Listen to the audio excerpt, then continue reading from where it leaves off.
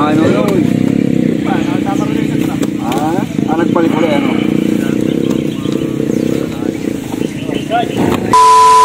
Hello mga kamag-anak, good morning. Ngayong araw nga pala ay pumunta tayo dito sa Tumana para tingnan yung hinaharvest na mais. Dito nga mga kamag-anak ay pinuntahan ko yung pinag-anihan ng mais. So ayan, makikita nyo, ganyan siya kaluwang. So bali 6 na kilong buto ang nagkasya rito.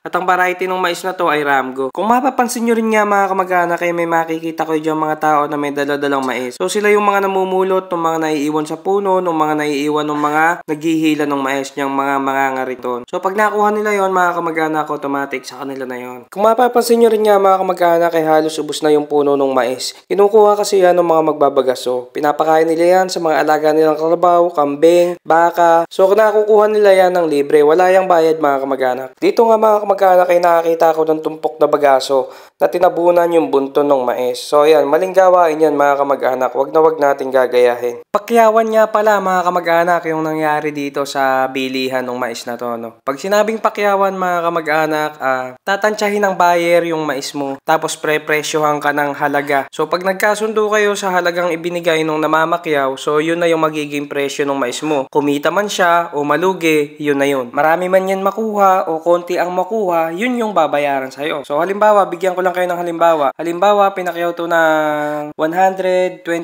Halimbawa lang to ha. O tapos yung nakuha ng mais mo, konti lang. Let's say, ang pagbibilan lang ng mais mo, 100,000.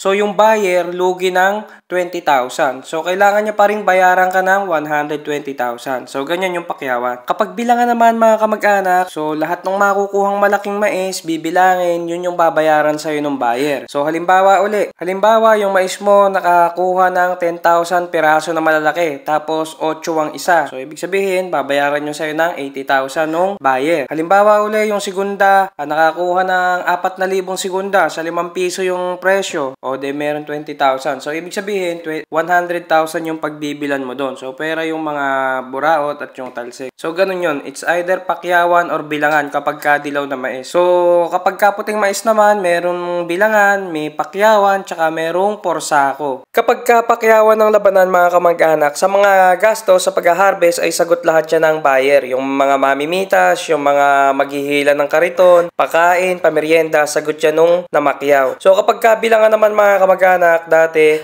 sagot yun nung may-ari nung mais. Pero yun nga mga kamag-anak, sa paglipas ng panahon, nagkakaroon ng pagbabago. So ngayon mga kamag-anak, minsan hati na yung buyer at saka yung farmers, yung may-ari ng mais, dun sa mga gastos kapag kabilangan. Minsan, sagot ng buyer yung tao at saka yung pamerienda. Tapos yung may-ari naman ng mais, sagot yung pagkain tsaka yung kariton. So depende kung ano yung mapag-uusapan nila, kung ano yung mapagkakasunduan nila. Yung mga sinasabi ko na to mga kamag-anak ay ito yung kalakaran o lakaran dito sa aming lugar sa may Bulacan. So, siyempre sa ibang lugar, sa ibang province, so hindi natin alam kung paano yung sistema nila doon. So, dahil tapos na ngayon karga mga kamag-anak, ay lolonahan na ito at biyabiyahin na ito sa may Balintawak Market. At siyempre mga kamag-anak, kapag tapos na yung pitasan, lalo na kapag kapakyaw, yung mga namimitas dyan mga kamag-anak, meron ng kanya-kanyang subi. Hey, puno na rin yung GB box natin. Uy.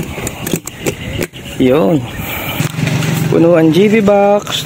Inay, meron pa sa compartment. Sobrang lakas yan.